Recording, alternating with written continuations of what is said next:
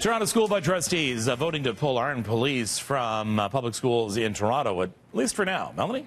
That's right, Kev. The vote coming down late last night, but the decision is only temporary. We're going live now to our Tammy Sutherland, who is outside C.W. Jeffries Collegiate, a school that has a significant connection to this resource officer program. Tammy. Yeah, that's right, Melanie. The school resource program started here at C.W. Jeffries after 15-year-old Jordan Manners was shot dead in the hallways of the school back in 2007. And 10 years later, trustees now voting to temporarily suspend that program. And this is coming after members of the public and activists have been protesting and rallying against this program at recent Toronto Police Board meetings as well, saying that it already marginalizes students and makes them feel unsafe. Trustees who voted against it spoke out yesterday at the meeting.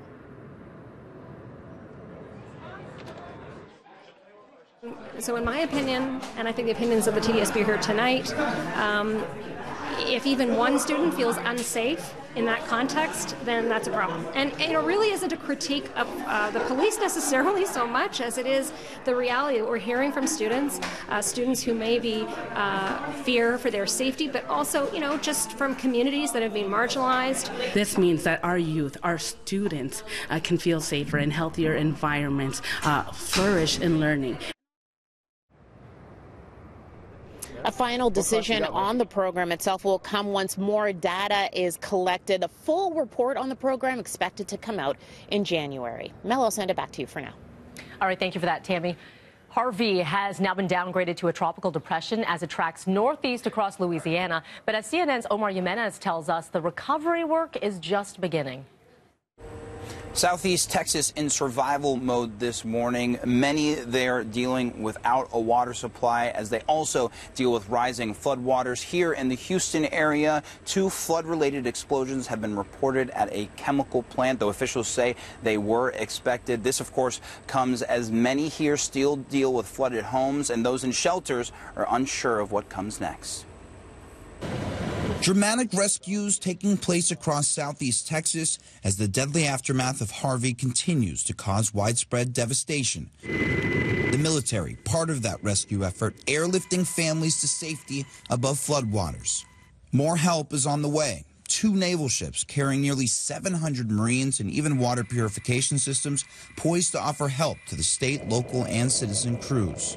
Helping people in need in their greatest moment of need. When you're most vulnerable, it's nice to know that somebody's actually going to come out there and help you. 2 areas in dire need of help this morning, Beaumont and Port Arthur. Dozens of seniors were stranded in a nursing home before help could arrive. And in Beaumont, Texas, the city lost its water supply after pumps failed due to the flooding.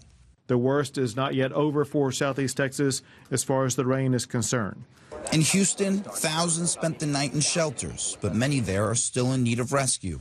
They said water was rising, time to go, so that's what we did. Vice President Mike Pence visits the storm-ravaged region today and will make stops in and around Corpus Christi. Their courage and devotion has saved countless lives, and it represents the best of America.